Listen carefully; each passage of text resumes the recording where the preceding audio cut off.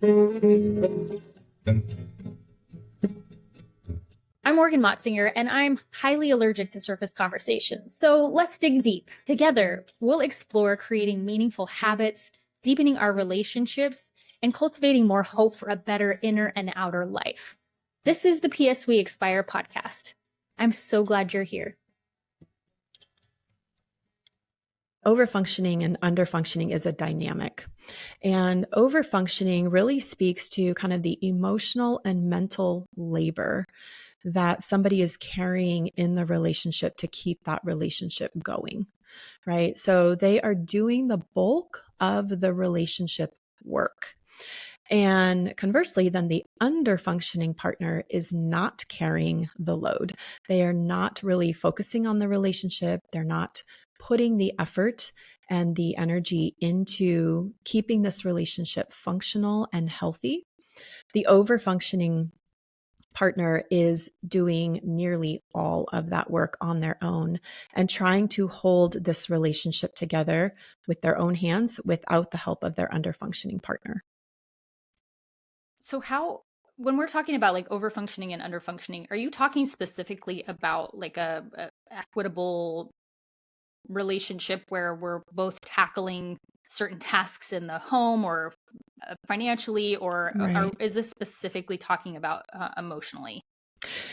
It covers all of the layers of a relationship. Certainly the tangible tasks that need to get done. We can see overfunctioning and underfunctioning play out there, where one person is doing the bulk of the to-dos in the relationship or the home life or the family life. But I like to talk about the emotional and mental labor because that one's a little sneakier.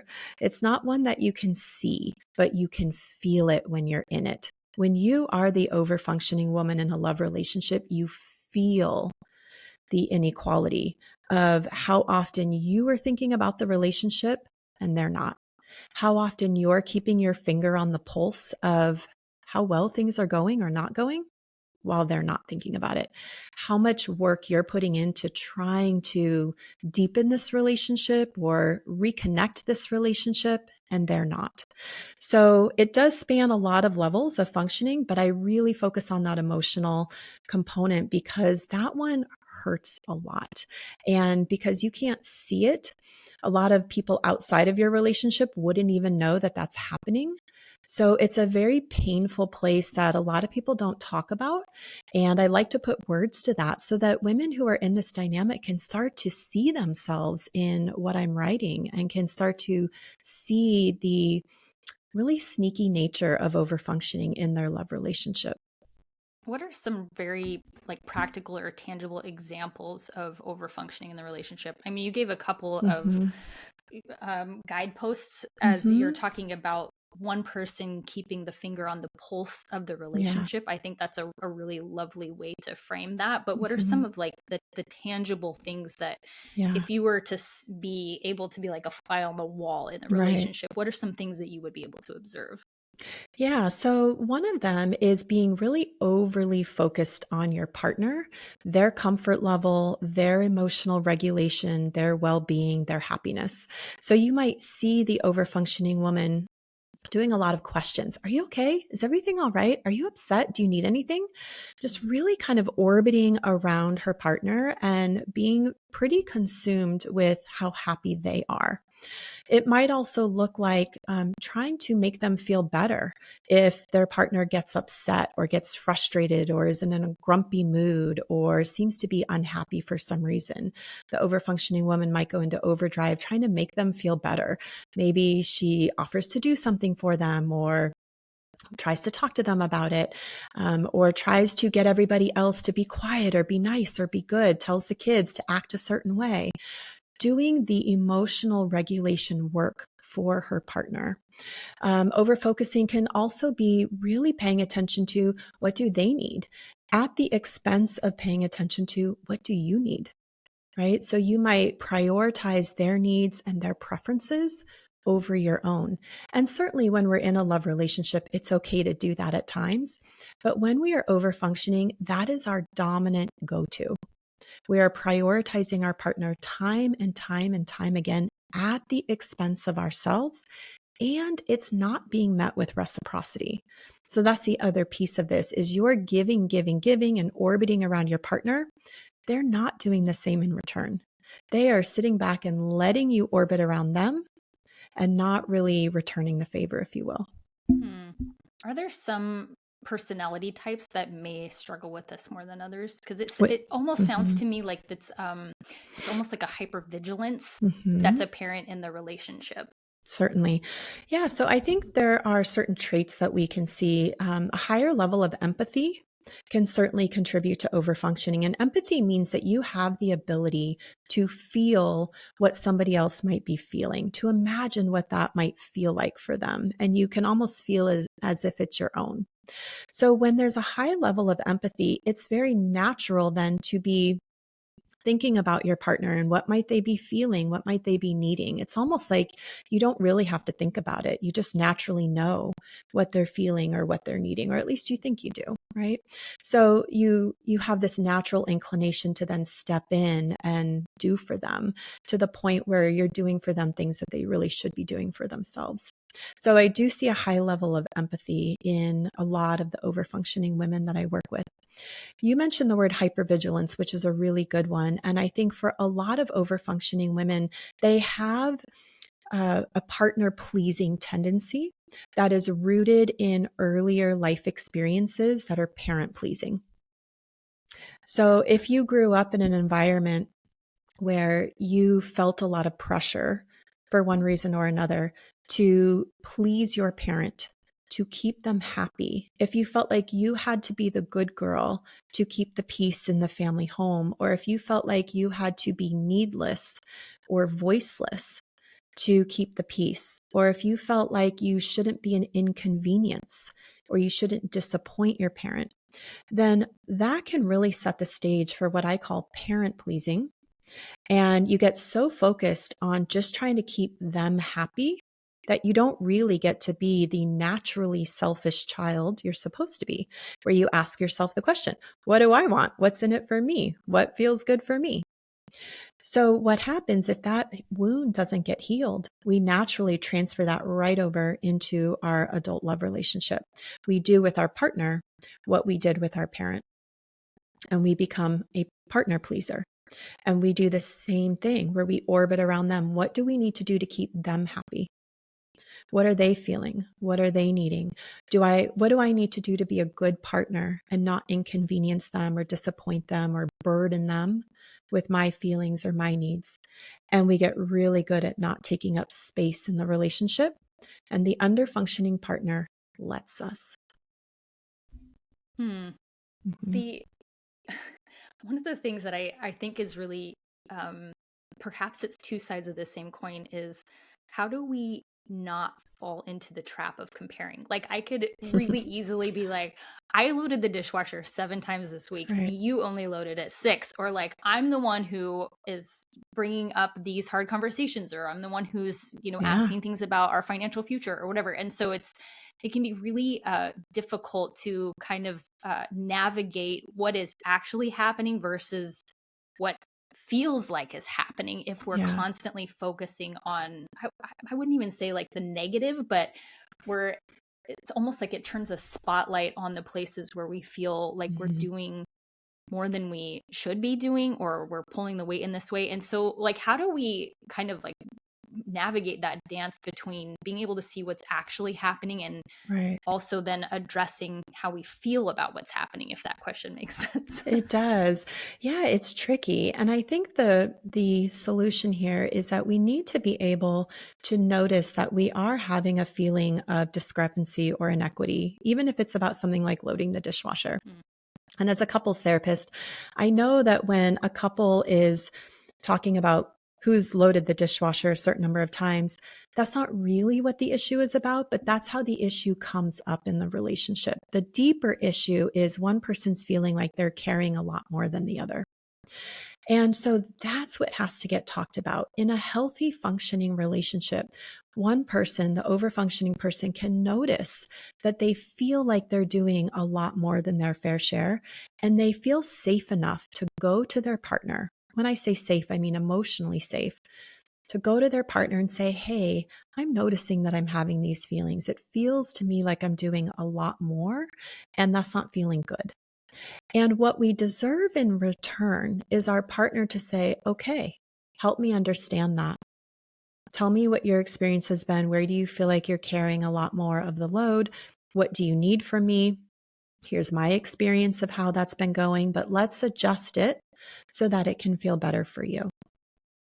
And if you can have that kind of a conversation with your partner, I'm pretty confident, and change actually happens, I'm pretty confident that those little inequities that maybe show up around how many times you've done the dishwasher don't really rub you the wrong way, because you felt heard, you felt validated, you guys came up with a way to adjust it. Those adjustments have been put into place. And it's okay if you do a little bit more here, because you know that they do a little bit more there. Because really, we're not looking for 50-50. I think most people understand that love relationships sometimes are a 65-35 or a 70-30 or a 51-49. It depends on the day or the year, right? But what we're really looking for is, when I'm not feeling good about things, can I go to my partner and have them really hear me and be curious about my experience, and then work with me to make some adjustments so that it can feel better? And when that's the case, we can let the little discrepancies go. It really doesn't bother us. But what often happens in the overfunctioning, underfunctioning dynamic is not what I just described.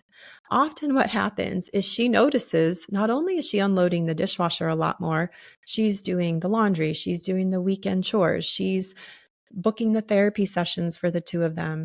She's bringing up the hard conversations. She's sending the podcast episode saying, hey, you should really listen to this. I think it would help us. And then nothing happens. She's doing all of that, and she's feeling burnt out, angry, resentful. She goes to her partner. She tries to talk about this for the umpteenth time, and it goes nowhere. She gets met with defensiveness. She gets met with stonewalling or ignoring or some kind of minimizing. Why can't you just be happy? Our relationship is fine. You're the one who's creating all these problems. You're being so dramatic. You're overreacting.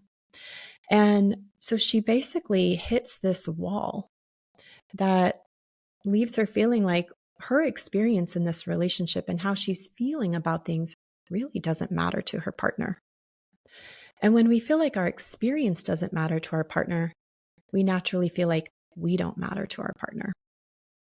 And that's a very painful place. And usually then the dynamic that I see is she moves away from that conversation. At some point, she kind of gives up because it's going nowhere fast. And she kind of retreats off to herself for a while, licks her wounds, maybe vents to some girlfriends, maybe reads some books, journals, tries to figure out, how can I reach my partner? Let me try again. She comes up with a new strategy. She tries to go back and use different words, communicate better, write a letter this time instead of talking about it, or sending an email, sending it over text, waiting until therapy to talk about it. She tries again to have this conversation happen, tries again to be heard, tries again to be understood. And once again, gets met with defensiveness or dismissiveness, something that lets her know, still not interested, still not curious about her experience. And this is the cycle that goes on for years, if not decades, for the overfunctioning woman. Now seems like a very appropriate time to ask the question that probably is on everyone's mind. Yeah. How do I make them change? Yeah. Which all of us, as soon as we hear that, we know, oh, this is not a real question. Because we know that we can't make other people change. But we try. Oh yeah, we try super hard. Yeah, and I think to your point about, when these things happen and then we retreat and we come up with a different strategy. Yeah. And we, at some point, many women get to the point where they've kind of maxed out their strategies, and they're left being like, well, now what? Yep. And so can we talk about the question of how do I make someone change and what a better perspective is? Yeah. It is the $1,000,000 question. It's probably the most common question I get on Instagram. Okay, Dr. Ashley, that's great. Now what? How do I fix this? How do I get them to wake up and engage? And to your point, we can't, right? And most overfunctioning women who have been at this long enough know that every trick in the book doesn't really yield much change on their partner's part. We do have to appreciate there's not a lot of incentive for the underfunctioning partner to change. I mean, if you look at it from their perspective, sit in their shoes for a minute, you're doing all the work for them. Why would they want to change? You are the one that's carrying this relationship. They don't have to be accountable. They don't have to be responsible. And they know that you will pick up their slack and compensate for them. That is overfunctioning.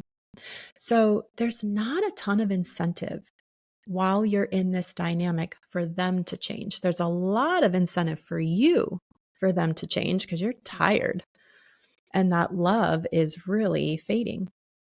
But for them, this is a pretty cush setup that they've got. So there's not a lot of incentive. So what we want to do is change the perspective and look at what can we change, because overfunctioning is just as unhealthy and dysfunctional as underfunctioning. However, it looks a lot nicer, right? It is accommodating. It is giving. It is forgiving. It is empathic. It is loyal. It is kind. But it's overdoing all of those really good traits. And so we have to recognize that sometimes too much of a good thing is still too much. And our work as overfunctioning women is to learn how to do less in the relationship, which is going to feel so weird. But we have to learn how to step back and really give our partner the space to be a fully healthy, functioning partner, which begs the question, will they step up when we step back? And every overfunctioning woman I've worked with does not want to look at that question because she has a pit in her stomach about what that answer is. But that is the work, is to learn how to step back, not do for your partner, and really work on healing your own wounds around your self-worth. Why you feel like you have to do so much for them to keep them happy. Why you feel like you can't take up space in this relationship and have needs. Where did you learn that that is a burden and not okay? And work on those wounds. You know, oftentimes the overfunctioning woman focuses so much on the growth and the potential that she wants her partner to do. And she forgets to focus on her own growth and her own potential. So that's our work. And as we step back, we create space for our partner to step up, to move out of underfunctioning, to move into healthy functioning, where they are accountable, they have integrity, they are responsible and reliable, emotionally mature, nurturing this relationship with you. And then we hold our breath and we wait and we see what they do with that. Sometimes they'll step up, sometimes they won't. And we have to be willing to let them decide what they want to do for themselves and then make brave moves based on what they choose to do and how that lands on us. That's our power. I think that liminal space is probably one of the most painful and Yeah. uncomfortable places to be, because Hugely uncomfortable. yeah, it's like living with like pent up resentment, or Yeah. because it's in the pre-stage that hope still exists, and in the Right. liminal stage it's Yeah. like there's so much grief there as you're Yes. seeing. Sometimes you're seeing things as they are for the first time, That's right. because in the pre-stage, I'm just calling it a pre-stage, Yeah. I don't know where That's that came right. from, but there's a lot of blindedness perhaps to Yeah. what's actually happening, because we're still under the illusion that there's something that I can do to That's fix right. this or make it better or change it. And Absolutely. so I think some of the skills that that women need to develop. I guess I wouldn't say women specifically, but I'm assuming the majority of people that are Mhm. over functioning in relationships are women, just because of all the ways that we've been acculturated to Right. self-sacrifice and martyrdom, Yep. especially if you have children. Mhm. But one of the skills that is necessary to learn as someone moves from the pre-stage into that kind of liminal space Yeah. is learning how to sit with Mhm. discomfort. Like, how do I just allow myself to feel how awful this feels without running away or running back to Yeah. how things used to be? Yeah. Exactly. And feeling the fear Mm, that we've been running from. Because when we're over functioning, like you were saying, we're living in this false hope. Well, maybe this conversation will get them to really understand me. Or maybe this next month of counseling will really help us. And maybe it will. But we kind of delude ourselves into this false hope that it's going to get better. And it might. But we also, like you're saying, have to sit in the space of it might not. Our partner might not choose to step up when we step back. And tolerating that fear, holding our breath and seeing what they do is terrifying because we're playing out all the scenarios in our mind, right? And the overfunctioning woman, as she's sitting in this liminal space, she is grieving. What I find is that the overfunctioning woman grieves the relationship while she's still in the relationship. Because every time she goes to her partner and tries to have the conversation or tries to have a date night and spark a conversation and connect with them, or tries to help them understand the experience of the relationship from her perspective. And every time she gets met with dismissiveness or defensiveness, it's like another cut in her heart happens. And she grieves just a little bit more until eventually, years, if not decades, she's done. mm, She's had this mind numbing conversation one too many times. She's hit the brick wall one too many times. She's hit the dead end one too many times, and she's done. But all of that grieving was happening each and every time she was trying to work on things with her partner. And her partner has no clue that this grieving is happening. Even if she tells them, hey, I'm getting close to done. I'm not happy in this relationship. I'm actually thinking about divorce. She could be that crystal clear. And because of their emotional underfunctioning, it's not landing on them. They're not taking her seriously. Maybe they don't quite understand what that means, or they're underestimating that she actually would be done. But when she hits that point, they're pretty blindsided, the underfunctioning partner. Like, I thought things were fine. I don't understand. Where's this coming from? You're going to throw away 30 years just like that? And the overfunctioning woman is saying, oh my goodness, I've been telling you for years how unhappy I am. I've been trying to talk about this with you and you haven't heard me, and I'm done. And this is the point where a lot of underfunctioning partners panic. And now they want to plug in. Now they want to make all the promises of change. They want to tell you everything you've been dying to hear for years. And for some women, it's too late. For some women, they'll say, okay, I'll give this another shot. And typically what I find in that dynamic is she gives it another shot, she re-engages, and then their underfunctioning is back in full swing and they're disengaging and not really able to contribute to the relationship like she needs. And then she goes through another round of grief. Because that's a long fall, right? When you got to the point of done, they finally woke up, they made all the promises, your hopes skyrocketed, and then they reverted back to their underfunctioning. That's when you really plummet to the ground. what maybe not like a hard percentage, but um, what percentage of people do you see when when their partner really does hear them Mhm. say like I'm like super close to checking out here and like Yeah. bye. Um, what percentage do you see where there is like real sustainable shifts Yeah. in that underfunctioning partner? Yeah, it's hard to put a number on it, but it's definitely in the minority, Hmm. unfortunately. Um, my gut would say 10 to 20%, probably. Um, I think, unfortunately, this is probably true for a lot of humans. Until we really, really are in massive discomfort, we don't want to change, Mm-hmm. you know? And underfunctioning, changing underfunctioning is a lot of work. So is changing overfunctioning, but they're two different paths of work. Changing underfunctioning is no longer running from your own emotional world.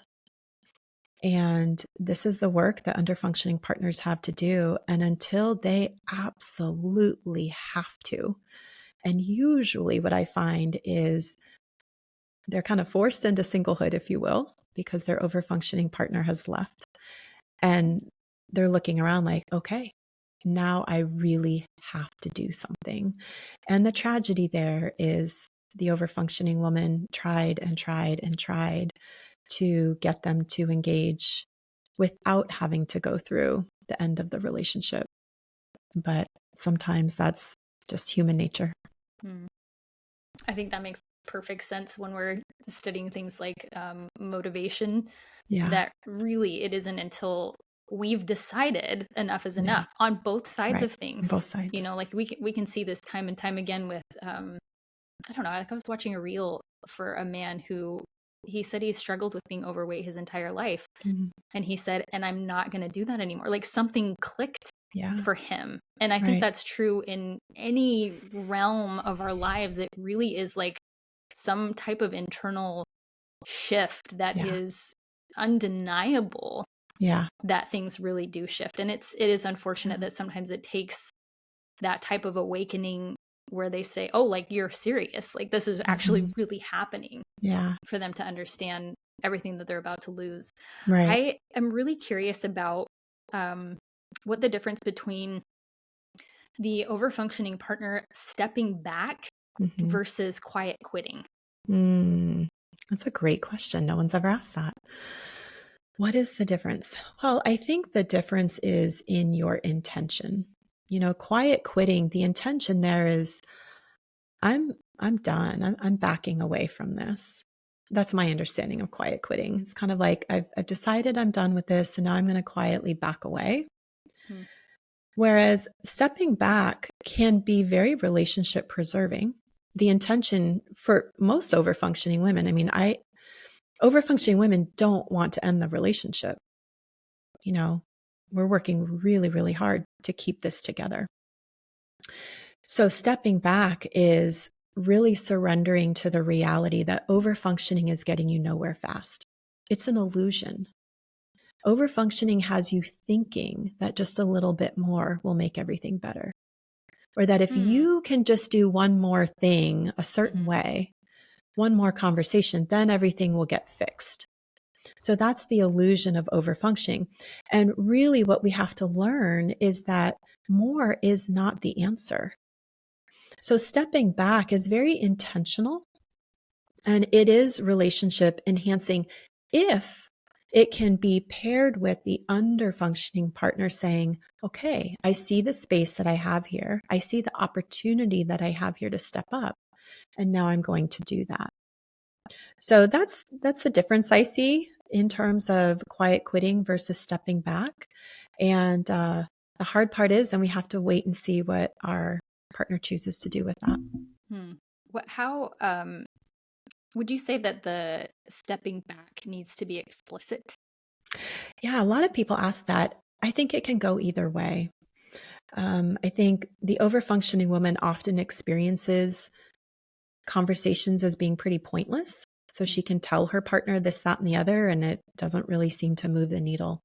So, what I encourage women to do is do what aligns with your value system. If it feels good to you to let your partner know that this is what you're doing and to be explicit about it, then by all means do that. There's no harm in letting them know. It might not do a whole lot in terms of helping the partner engage more or better understand you, but it will feel good to you to know that you conducted yourself in a way that works with your value system. In other cases, she's so done, and it's almost like a reclaiming of power to just make some decisions for herself without letting her partner know, and to just quietly start to step back. And the beauty in that is you can just kind of play with it without it necessarily being on your partner's radar. You don't feel like they're maybe watching you necessarily in terms of where you're stepping back or not. So you can just kind of play with it without any pressure on yourself. So I think it's 6 of one, half a dozen of another, whatever's going to feel good to you. What I find is over time, the overfunctioning woman has tried both.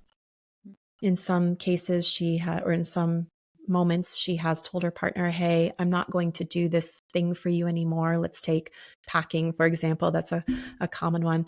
We have a trip coming up. I'm not going to pack your suitcase for you. I'm just going to have you do that. Or we have the holidays coming up. I'm not going to get the gifts for your family. You can take care of that. But then there might be other areas where you're stepping back and you don't explicitly say that. So it can be a hybrid depending on what feels right for you. The wrench in a lot of this is when children are involved. So, Yep. I've seen, I don't even know how many countless reels of women who go out of town for the first time in years and they come home to an explosion in their house. Yep. And so for women who are thinking, okay, yeah, like I'm at the point where I need to step back and allow my spouse or my partner to kind of pick up some additional responsibility. But like for myself, my husband and I have very different tolerances for orderliness and cleanliness in our house. And so, I mean, some of that is personality, some of it is just the systems are set up to support that dynamic. And so, like what do we do in that case where, like I might think about stepping back from some of these, more quote unquote domestic pieces of labor. But in the meantime, what that means is like greater anxiety or feeling as of stress, or if I'm worried that my kid is going to get burnt because the sunscreen was his responsibility and not mine. So how do we navigate what stepping back looks like when there are other people like directly under our roof that are impacted by that choice? It's a great question. It's easy to say, oh, step back and let the natural consequences play out. But when we have kids involved, that's not so easy, right? So I actually have an entire masterclass on this very question because it really does pull the heartstrings of overfunctioning women who are moms, who are trying to step back and not sure if their underfunctioning partner will step up. And then what does that mean for the kiddos? So it's a process. It is something that we want to do in baby steps.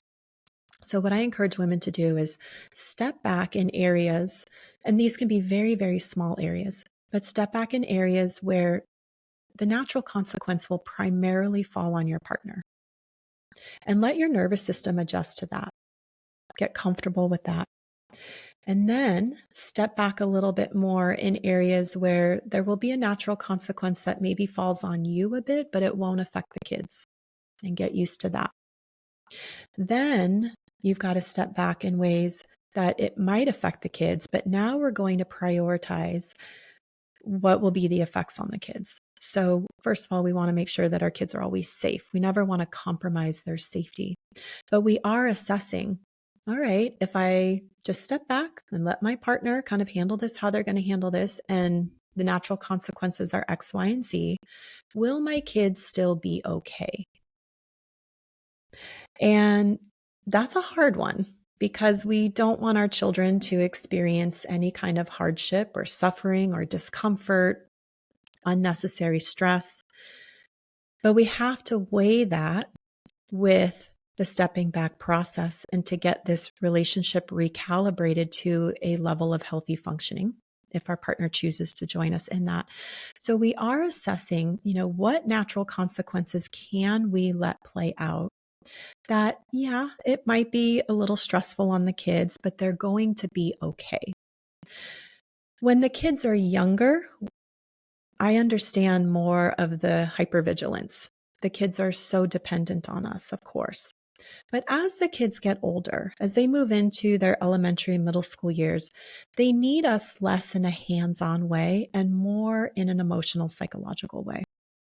So the reality is, and this is a painful reality when you are parenting with an underfunctioning partner, but the reality is that even when you are living under the same roof and, running interference, there are going to be more and more ways that this underfunctioning parent actually emotionally hurts the kids. I want to be careful with my language here, but disappoints them, lets them down, frustrates them, not because of things that you can necessarily run interference on, like the sunscreen, for example, but because they don't know how to do emotions.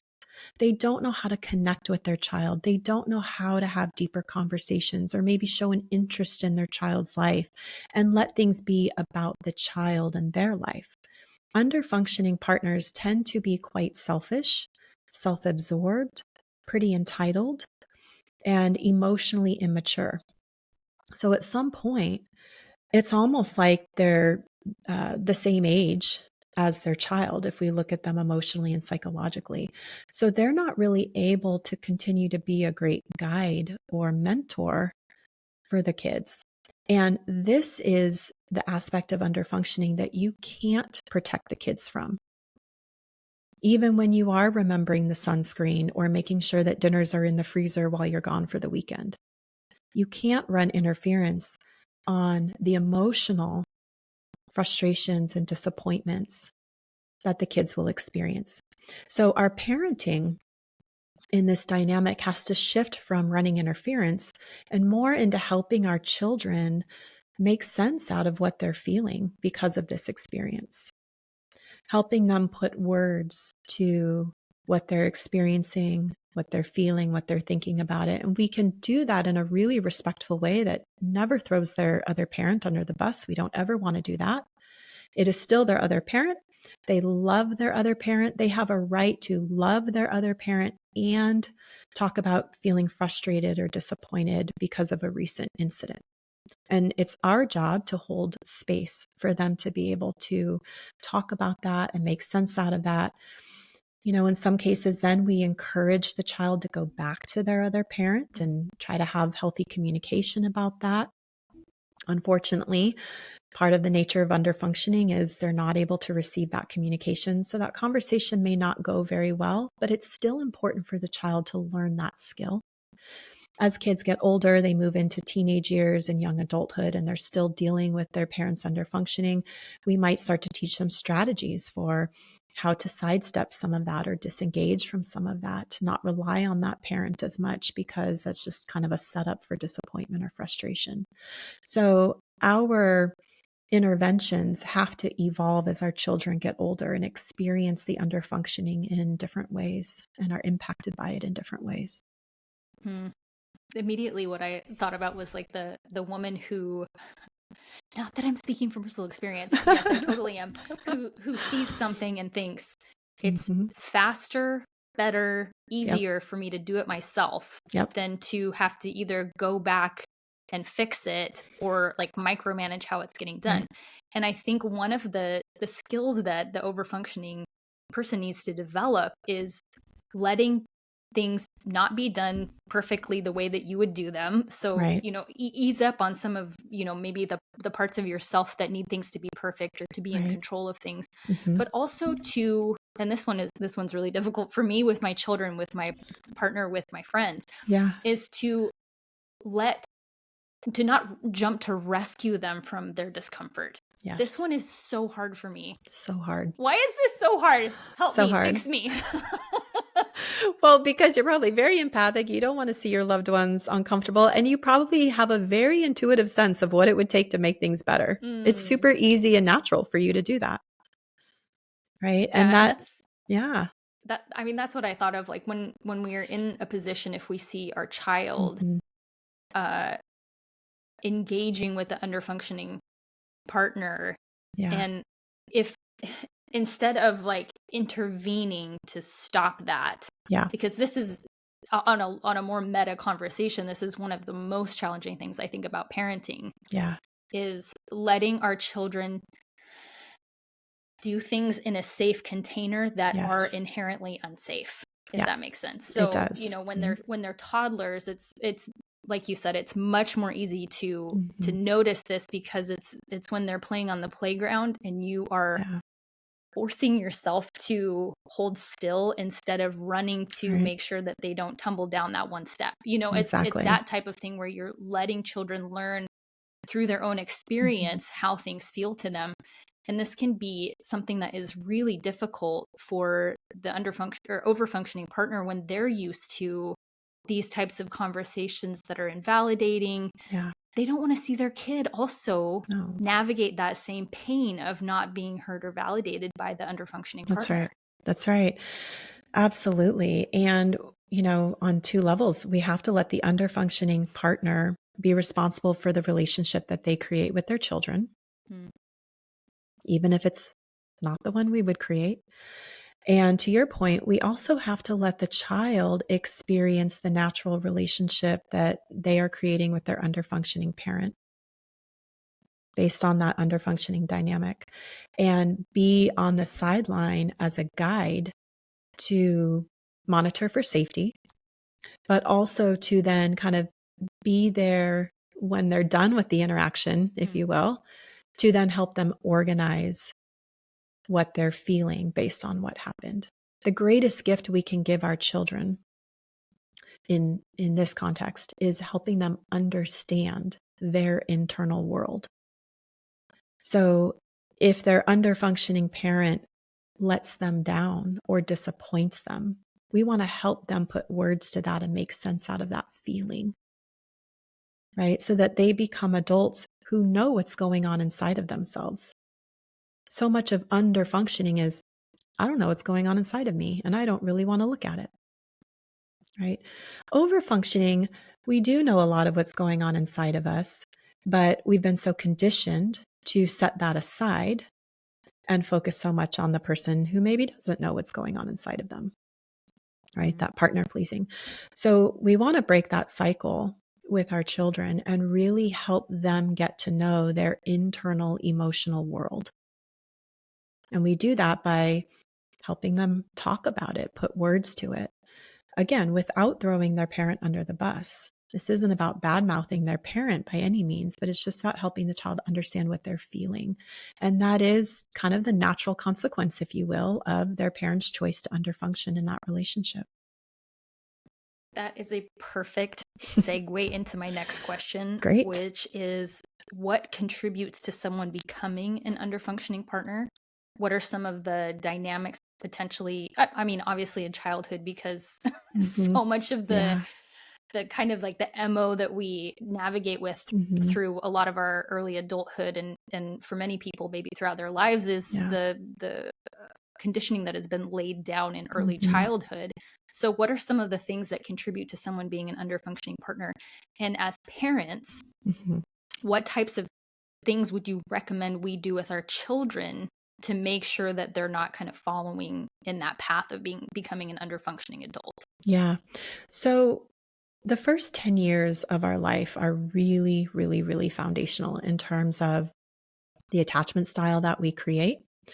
And our attachment style then becomes kind of our relationship roadmap, if you will, of how we're going to show up in our romantic relationship, unless we do some therapy or some personal growth work to really kind of sort through what we went through as a child. So in those first 10 years, what can happen that might lead to underfunctioning is this might be a child who is very coddled. So maybe they are overly taken care of, where they don't have to exercise independence. They don't have to exercise um, being responsible for themselves and in age appropriate ways. Okay. So they're being overly parented, overly coddled, and they never really learn how to take responsibility and accountability for themselves. They're not challenged to step up and do that. Um, so that can be a big piece of it. They can also be children who weren't allowed to be themselves and they had to perform a certain way, kind of like the overfunctioning woman might have had to in her childhood as well, but maybe had to be needless or be emotionless, pretend like everything's fine. A lot of under-functioning partners come off as if they're fine. Nothing bothers them. They can be very cerebral and kind of flat or emotionless. That's a strategy that they learned at some point in life. So maybe in childhood, they learned that emotions were bad or unwanted, and there was no space for emotions in their childhood. So they just learned to stuff them. We're not necessarily saying that under functioning partners are men, but a lot of times when I'm talking about over functioning, as you mentioned before, a lot of times we're talking about women, and a lot of times with under functioning, we're talking about men. And I think part of that is we don't socialize boys to talk about their feelings, what's going on inside of them.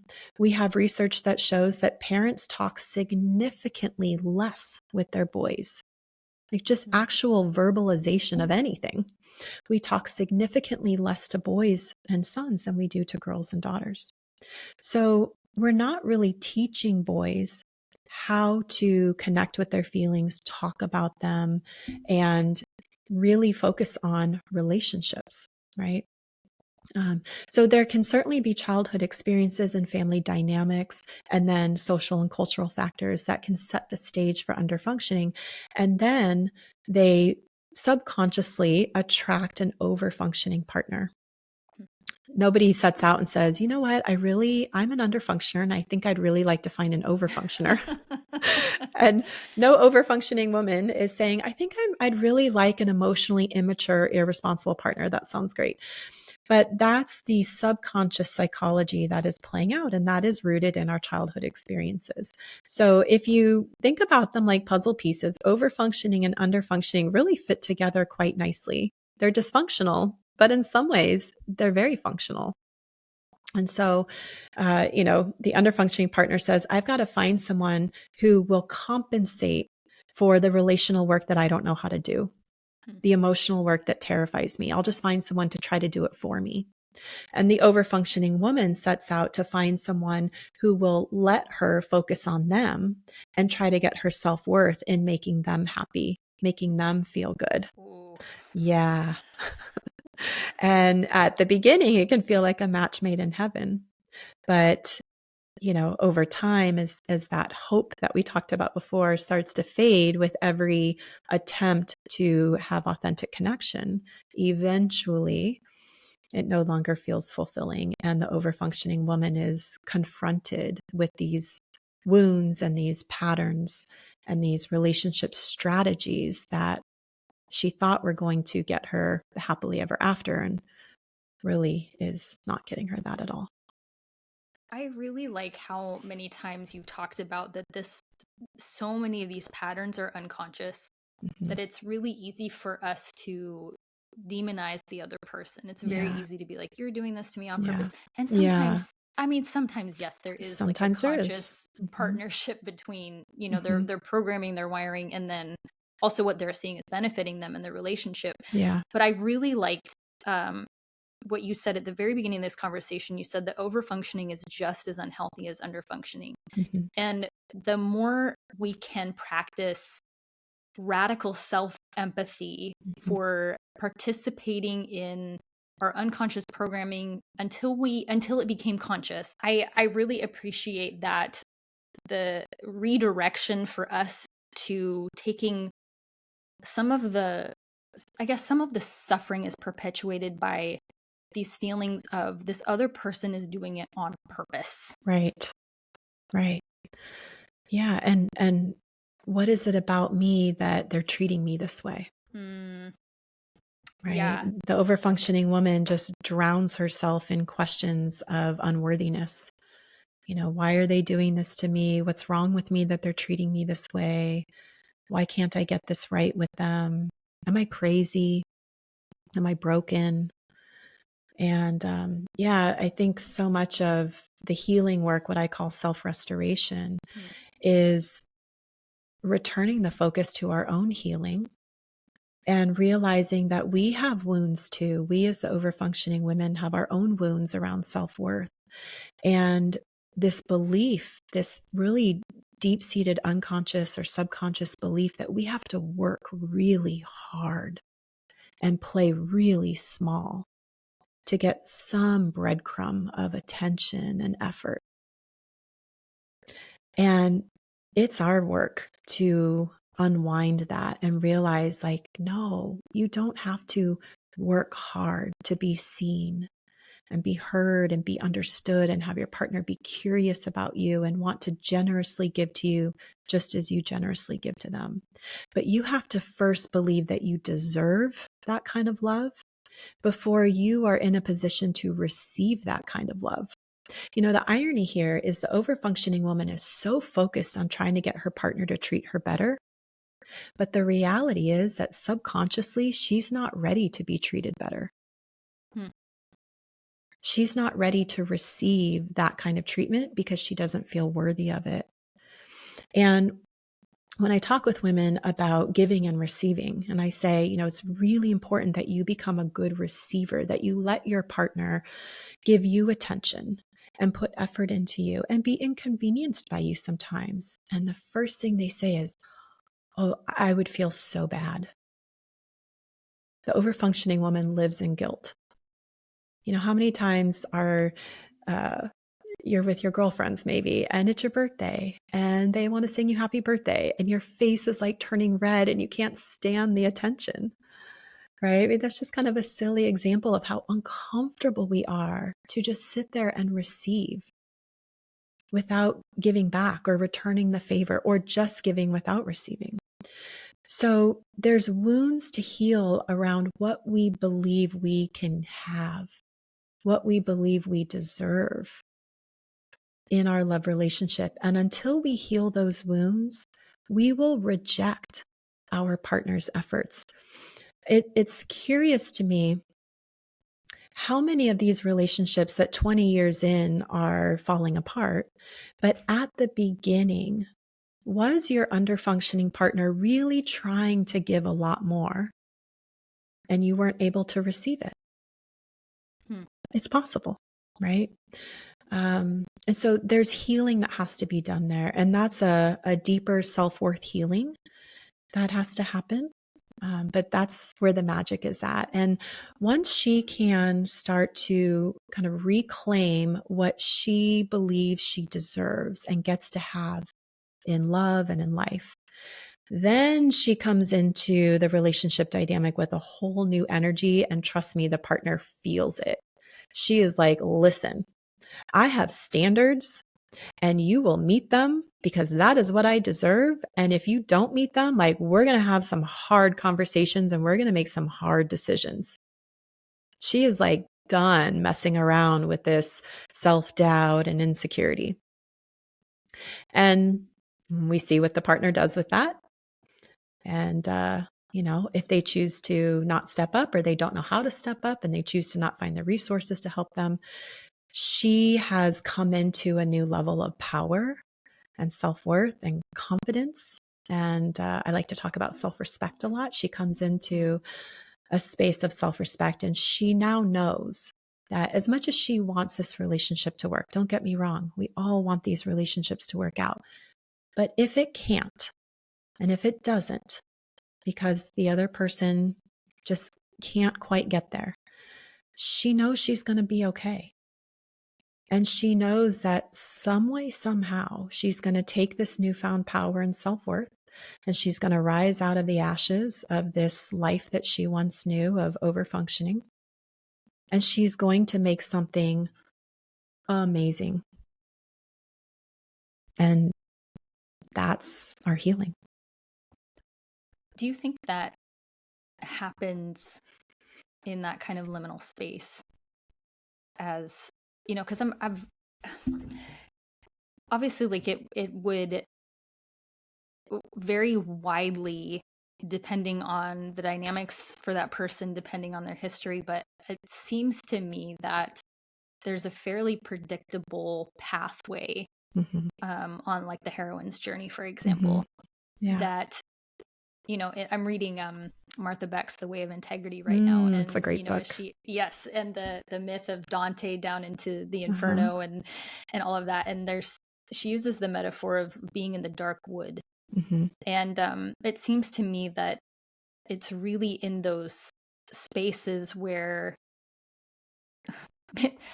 maybe, I mean, I don't know if I would say it exactly like this, but maybe where hope is obliterated, Yeah. or perhaps that we see the hope for what it is, Yeah. potentially as wishful thinking or as a way for us to cope or hide from reality, Yeah. that this starting point of self-restoration actually happens. Mm-hmm. And you use the word deserve quite a few Mm-hmm. times, like that women start to understand what they deserve Mm-hmm. out of life, out of a relationship. And I'm really curious if you could even just talk about what do we deserve? Yeah. Well, I'll get to that in a minute, but I also want to respond to what you're saying about the liminal space. And I love the metaphor of a butterfly, a caterpillar going into the cocoon. And I think the cocoon is the liminal space. And, when a caterpillar goes into the cocoon, it dissolves into this goo. Like it completely loses its caterpillar form. And it's just this goo. And it completely rebuilds itself into this butterfly. And then it has to break out of the cocoon and really put its wings to test by breaking out of that cocoon in order for it to get its strength to fly. And what a metaphor for the process that we're talking about. And so I do believe self-restoration starts in that cocoon.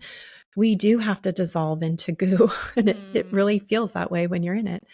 And I think we have to really shed this old form of overfunctioning, this old strategy of overfunctioning. And part of tolerating the liminal space is tolerating, I don't really know another way to do a relationship.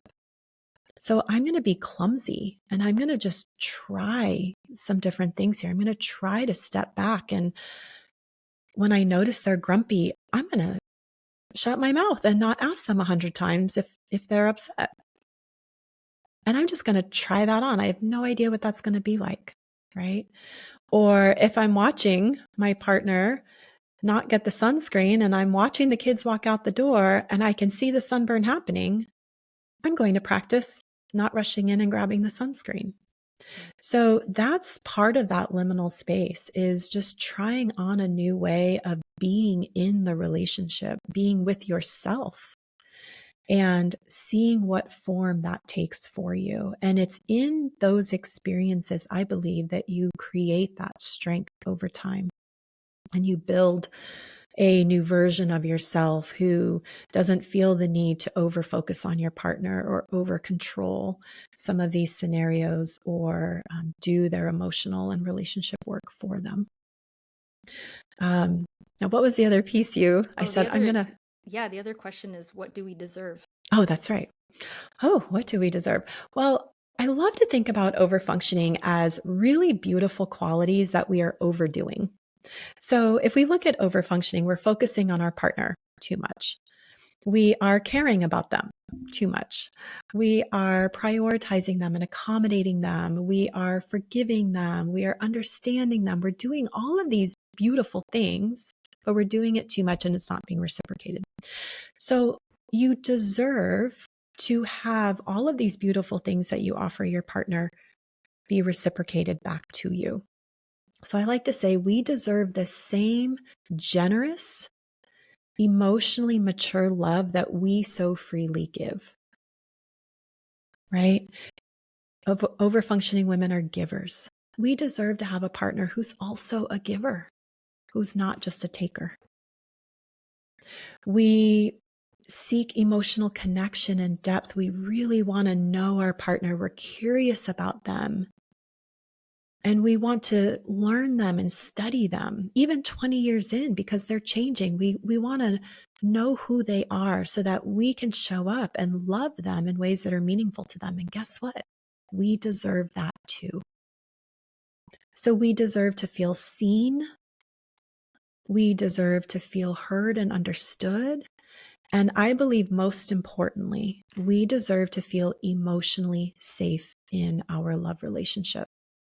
To feel like however we're feeling and whatever we're needing can be met with kindness and curiosity by our partner. That doesn't mean we're always going to get what we want. Just because we have a need doesn't mean it will necessarily get met, or maybe not get met in the exact way we want it to, but our partner cares. If it's important to us, it's important to them. And we deserve that. One of the things that you said was that the ways that we behave in our partnerships are strategies, and that often we have played by this playbook so many times, it is nearly impossible to find a different way to do it. Yeah. And so when you're talking about what we deserve, it made me think that when an underfunctioning partner, overfunctioning partner is in that space of being at their wits' end, like, I don't know what to try next. Yeah.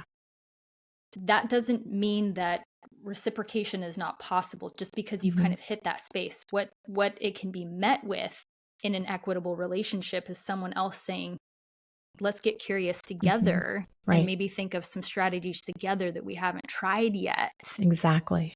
It's not that there won't ever be any conflict or won't ever be any, jam ups in the relationship, or that it will always be in harmony, but that it will be two people thinking together, like, what else could we try in service of this relationship? Yeah, I think it's this sense of, if it's important to them, then it's important to you. And if it's important to you, then it's important to them. I think so often the overfunctioning, underfunctioning dynamic has this sense of the underfunctioning partners responding with things like, why do we have to do that? Why do we have to talk about that? What's wrong with you that you need that? And that feels awful. It's hard to feel emotionally safe and worthy in a relationship where your needs and feelings are just poo-pooed. So, what we really want to get to is this place where both partners are committed to figuring it out. We may not know how. We may want to go to therapy. We may want to find some books. We may want to do a program together. We may want to sit and talk about this for 7 nights in a row until we figure it out. But we're both committed to that process because we want the other person to know that they matter. And that has to go both ways. What's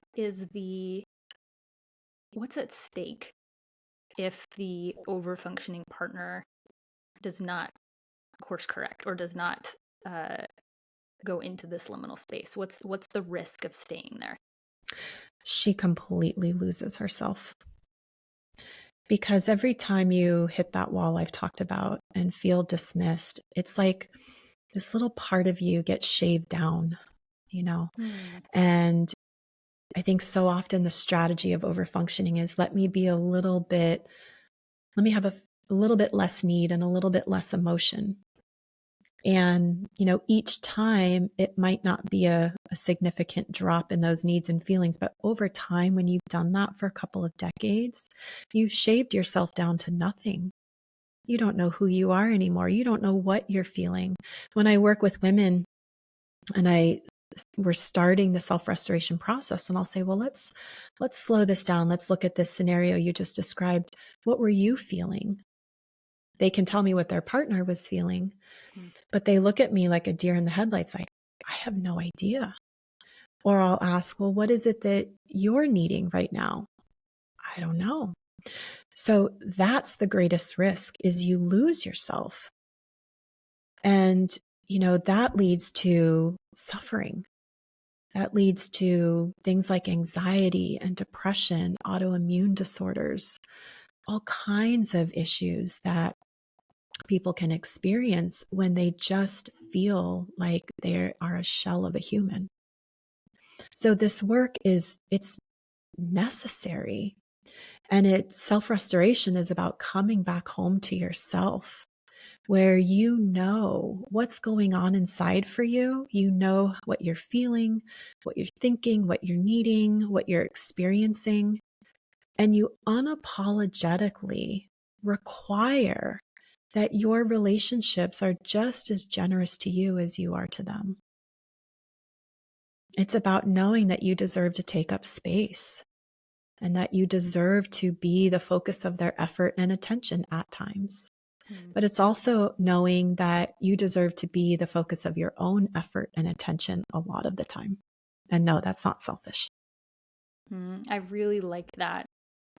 Immediately, that visualization that popped up when you said that you're slowly shaving that down, that Yeah. it's like a cutting away. Yes. And I've talked with people, and I felt myself at times, what if I disappear altogether? And so I just want to encourage the listener, and I'm telling myself this as well, that essential self doesn't ever actually go anywhere. No. You just have more layers between your ability to hear that part of yourself. Yeah, exactly. And your conscious awareness. And so we're not really ever at risk of that not ever being there for self-restoration to happen. That's right. I can imagine that some women think, I'm already too far gone. Like, I don't have any way to get back to that self. You always do. And that's not true. That's right. You always do. Yeah. Overfunctioning is noisy. Their underfunctioning is noisy. It, like you said, it puts a lot of layers between where you are right now and who your truest self is. But there is a path to get back home to your authentic self. And when you do, it's magical.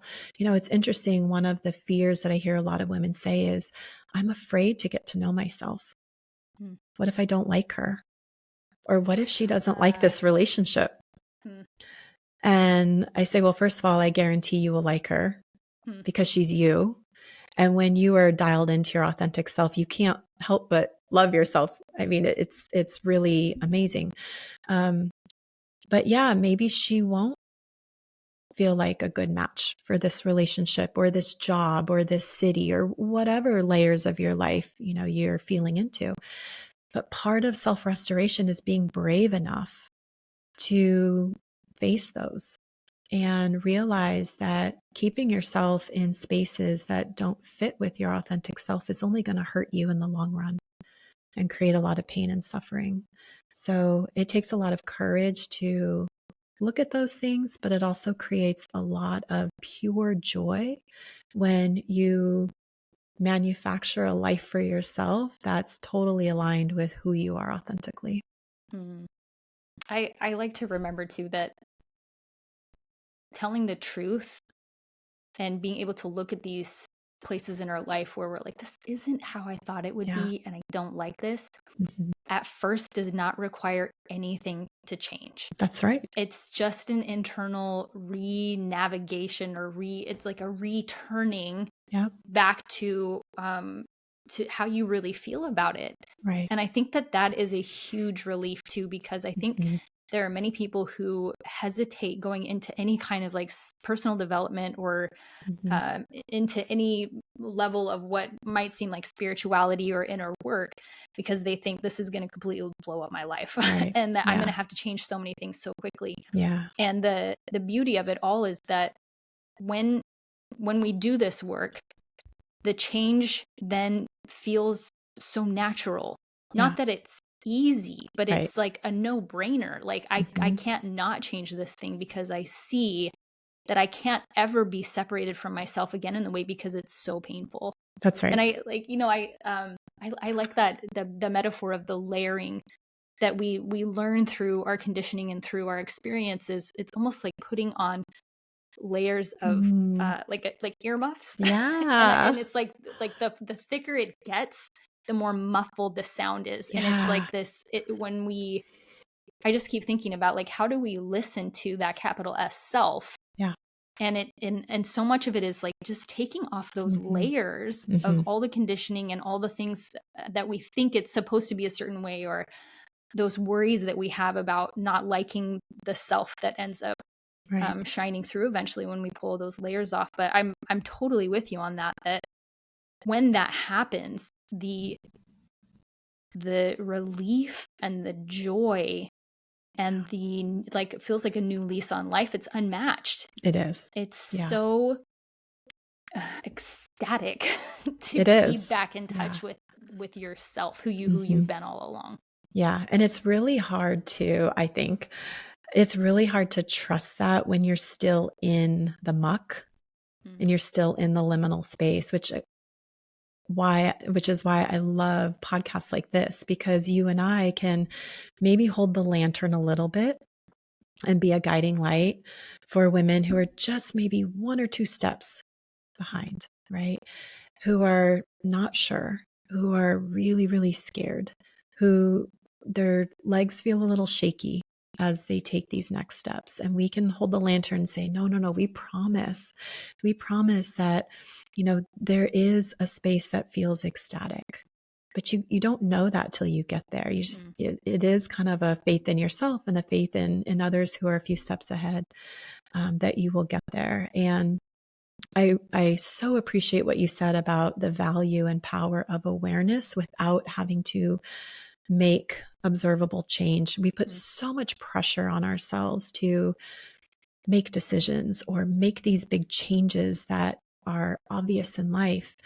And yes, that's one way that we change, but another way is through awareness. We become aware of what we're thinking, what we're feeling, why we're doing what we're doing.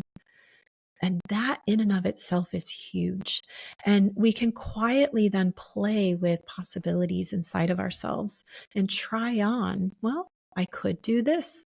I could do that. I could make this decision. I could make that decision.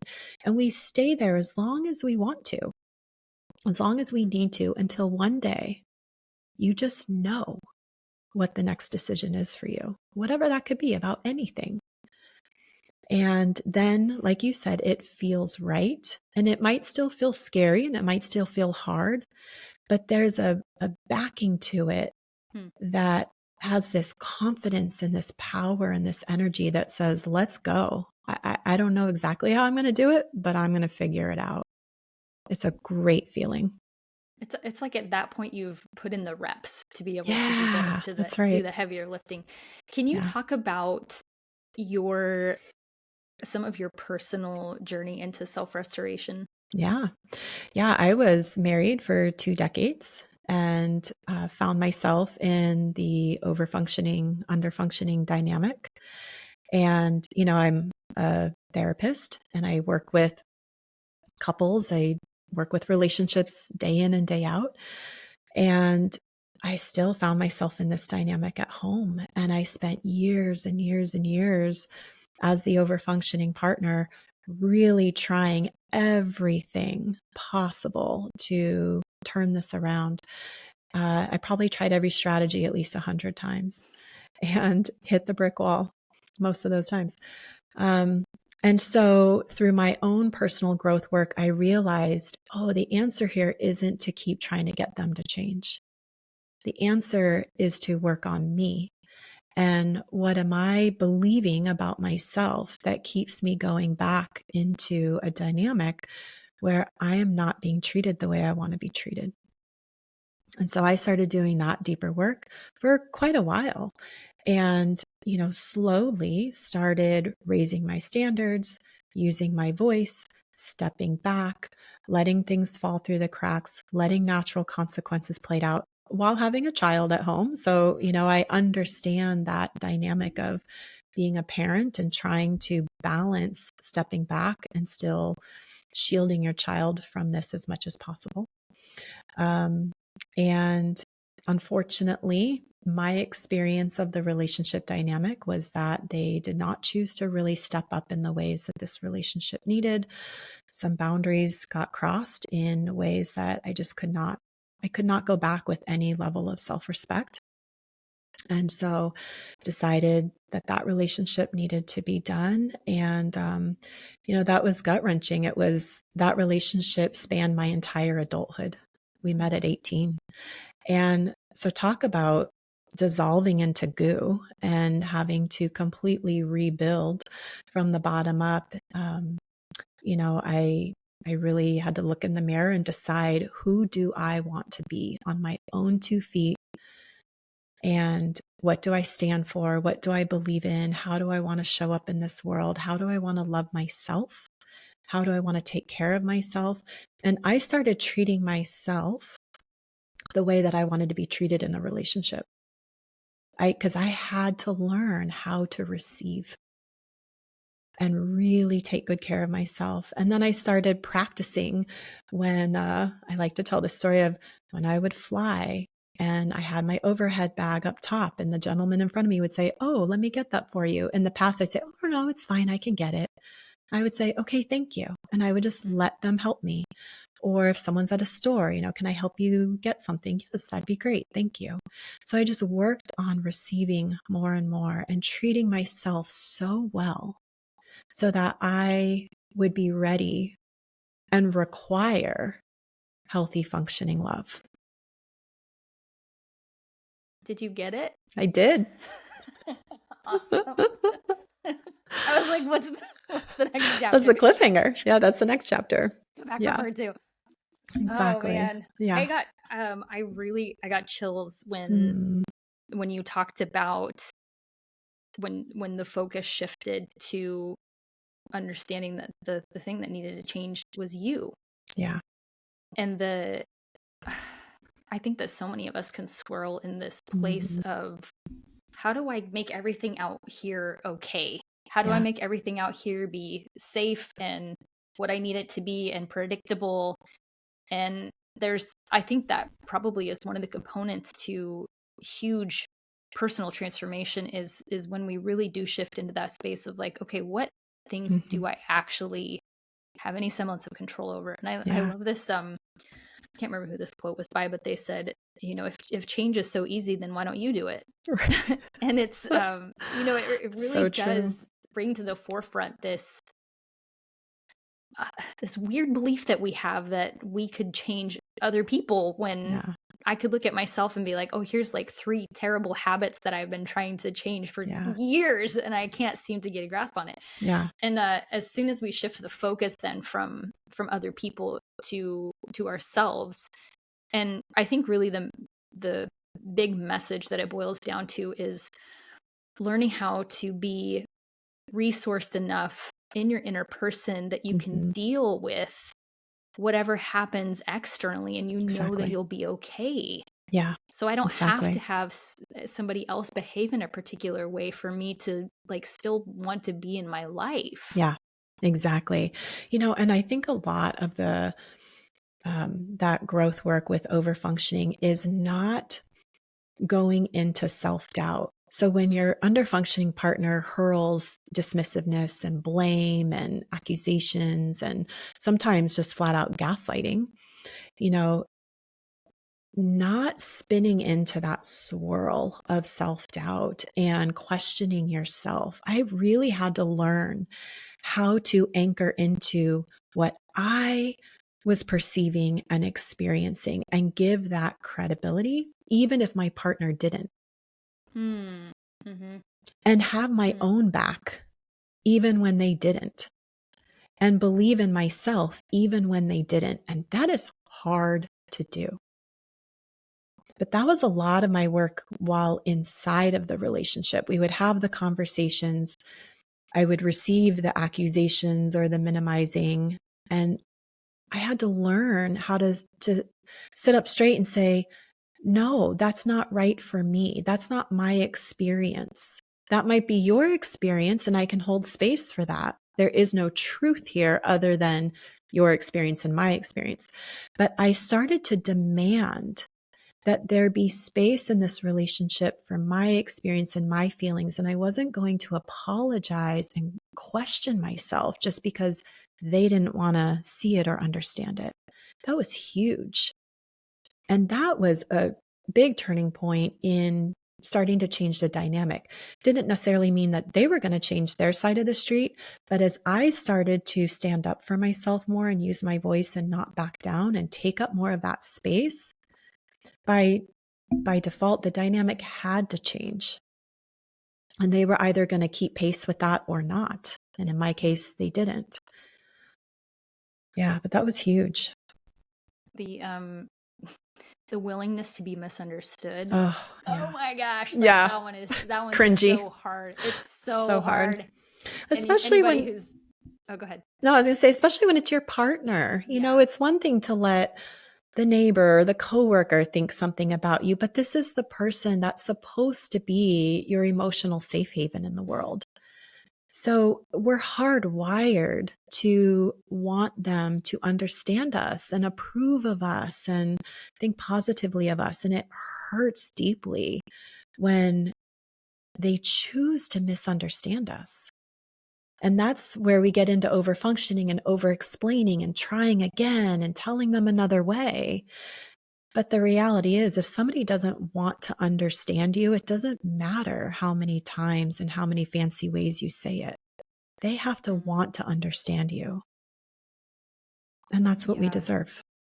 There's a dynamic too that I think I would suspect is really common for women who grew up in a very like authoritarian household, or perhaps as part of like a high demand religious system, for example, of outsourcing permission to whatever the authority figure is. And I suspect that that's actually a pretty common dynamic in the overfunctioning, underfunctioning, where the woman is waiting for her partner to give her permission to change in the ways that make sense to her, or for him to give her permission to step back, or to do something different in the relationship. And that's it.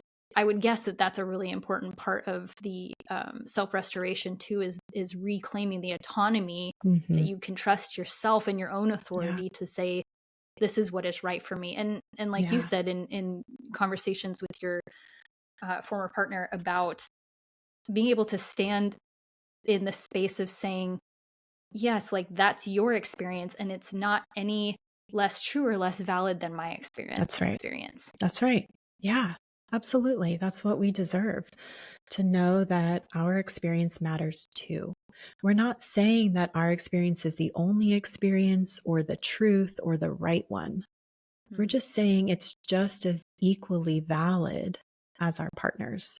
And we deserve to have our partners say, yes, I can see that. And I have my own experience or my own perception. And then we work together to find that space where both of us can feel seen, heard, and respected. Do you have any parting thoughts? This was such a wonderful conversation. And I really appreciate that there are some incredibly practical and tangible next steps for women who find themselves in this dynamic, or perhaps in the liminal space, wondering if there are wings on the other side of the cocoon. Yeah, there are. Any parting thoughts for listeners? I would say just be really, really gentle and kind with yourself as you are going through this process. This is a waking up process that, in my experience with myself and with working with a lot of women, it takes time, years often for women. And so being really kind to yourself, really compassionate, don't beat yourself up as you are noticing this strategy and how it's playing out. It has served its purpose. At one time, it actually did really help you when you were younger. And then we just never got the memo that as an adult, it actually hurts us. But you're getting the memo now. And now you can do something differently with that. But even in that, take your time. Be kind to yourself. Be gentle. There's no need to rush. I always encourage women, honor your own timeline. And there's no right or wrong way to do this. There's no right or wrong decision. Every woman's journey is different, and we must honor that. So honor that within yourself, and also honor that within each other. We don't need judgment from each other about the decisions we make or don't make, the timing of which we make those decisions or don't make them. Let's all be really kind to each other. Let's create emotional safety amongst ourselves and within ourselves. And let's self-restore together. Excellent. Thank you very much for all of your time today. I appreciate this a lot. And of course, I will link to all the places that people can find you in the episode notes. Is there anything in particular that you would like to direct listeners to if they're like, oh my gosh, this is me, I need resources? Like, where's a good place for people to start? Go to my Instagram. I post frequently and I do a lot of educational content. So I really love sharing all of this. So go and binge on my content. And then if you want some more education around this, you can go to my website, drashleysouthard.com. I have a library of masterclasses where you can get them on demand and you can dive in and start getting some practical how-tos. So I've got one on, it's called the Foundational Masterclass. It's basically overfunctioning and self-restoration 101. You know, we go into all the nuts and bolts and I teach you my 7-step process for how to change. I have a class for moms. I have a class on the psychology of overfunctioning and literally how to change your mind. And then I have a class called Navigating the Nonsense, and I give you 10 very practical strategies for how to step out of this overfunctioning, underfunctioning dynamic when you're in the moment having that mind-numbing conversation with your partner once again and wanting to do something different. I guess the last question I have is, if there is someone who's listening to this and they're like, oh my gosh, I am the underfunctioning person. Yeah. What resources would you direct them towards if they're like, I'm changing things? You know, I don't have any specific resources. I do get a lot of DMs from partners who say, you know, my wife sent me your account and yep, that's me. I'm the underfunctioning partner.